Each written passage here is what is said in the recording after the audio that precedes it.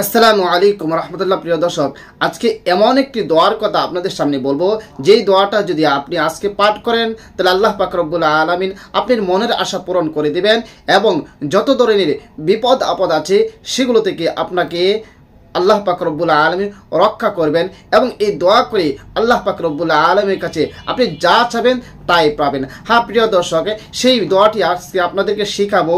সেই দোয়াটি বলার আগে, শেখানোর আগে আপনাদের কাছে রিকোয়েস্ট, যারা আমার চ্যানেলের মধ্যে নতুন আছেন অবশ্যই চ্যানেলটি সাবস্ক্রাইব করে পাশে থাকা বেল আইকনটি বাজিয়ে দেবেন। প্রিয় দর্শক, আজকে যে দোয়াটির কথা বলবো সেটা অত্যন্ত গুরুত্বপূর্ণ দোয়া, এই জন্য ভিডিওটা শেষ পর্যন্ত দেখবেন, কেউ স্কিপ করবেন না বা শেষ পর্যন্ত না দেখে চলে যাবেন না। যদি আপনি দোয়াটা শিখে রাখেন অবশ্যই আপনার কাজে লাগবে, অবশ্যই আপনার কাজে লাগবে। প্রিয় দর্শক, আমাদের প্রিয় নবী সাল্লাল্লাহু আলাইহি ওয়াসাল্লাম একবার সাহাবায়ে কেরাম রাদিয়াল্লাহু তাআলা আনহুমদের সামনে আলোচনা করতেছেন এমন একটি দোয়া, যেই দোয়াটা করলে আল্লাহ পাক রব্বুল আলামিন বালা মুসিবত থেকে হেফাজত করে মনের বাসনাকে পূরণ করে, এই দোয়াটা বিষয়ে আলোচনা করতেছেন।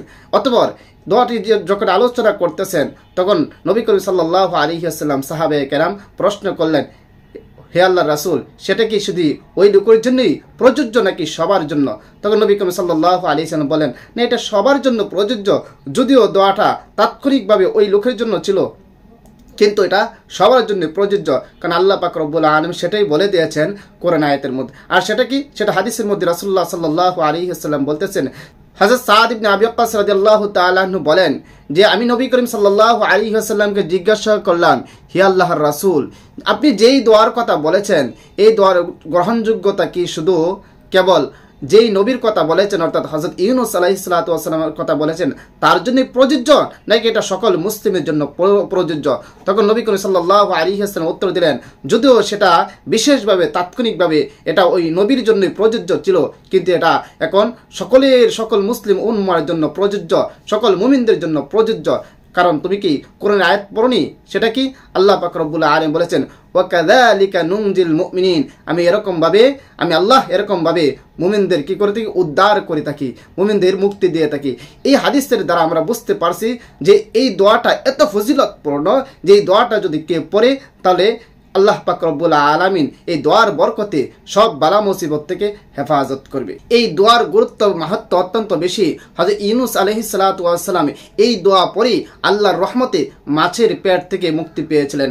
এখন যদি এই দোয়াটা কেউ গুরুত্ব সহকারে মনোযোগ দিয়ে এই দোয়াটি পড়ে আল্লাহ পাক রব্বুল আলামিন তার মনের আশা পূরণ করবে। হ্যাঁ প্রিয় দর্শক, এটাই আমরা জানতে পেরেছি এবং এই দোয়াটি যদি কেউ পড়ে আল্লাহ পাক রব্বুল আলামিন তার থেকে যত বালা মুসিবত আছে, দুঃখ কষ্ট আছে, সেগুলো দূর করে দিবেন।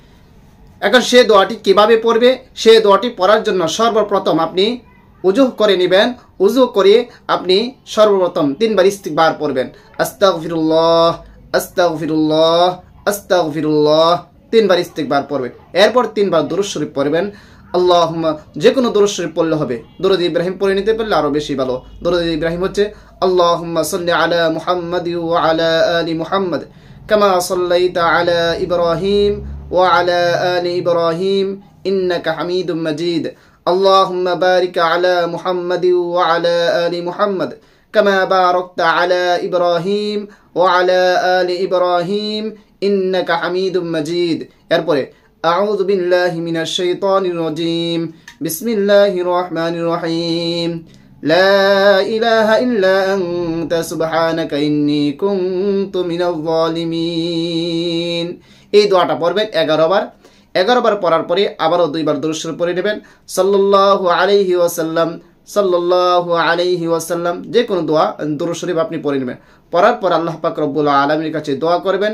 তাহলে অবশ্যই আল্লাহ পাক রব্বুল আলামিন আপনার দোয়া কবুল করবে, মনের আশা পূরণ করবে এবং এই দোয়ার উসিলায় আল্লাহ পাক রব্বুল আলামিন আপনাকে সব ধরনের বালা মুসিবত থেকে হেফাজত করবে ইনশাআল্লাহ তাআলা। এই দোয়াটি যদি 1000 বার পড়া হয় তাহলে আল্লাহ পাক রব্বুল আলামিন তার পদোন্নতি করে দিবেন এবং তার থেকে দুঃখ যন্ত্রণা যত ধরনের পেরেশানি আছে সবগুলো তার থেকে আল্লাহ পাক রব্বুল আলামিন দূর করে দিবেন। তার জন্য সব রকমের কল্যাণের দরজা খুলে দেবেন। শয়তানের প্ররোচনা থেকে আল্লাহ পাক রব্বুল আলামিন তাকে হেফাজত করবেন।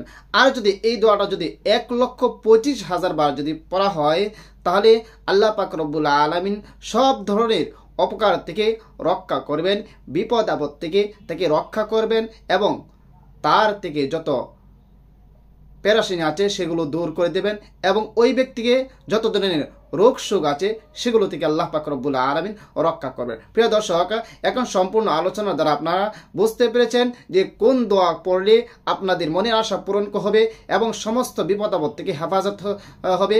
আল্লাহ পাক রব্বুল আলামিন আমাদের সবাইকে এই দোয়া যেন পড়তে পারি, সঠিকভাবে যেন ঈমান আমল নিয়ে বেঁচে থাকতে পারি। আল্লাহ পাক রব্বুল আলামিন আমাদের সবাইকে সেই তৌফিক দান করুক। সবাইকে অসংখ্য ধন্যবাদ ভিডিওটি দেখার জন্য। আসসালামু আলাইকুম ওয়া রাহমাতুল্লাহ।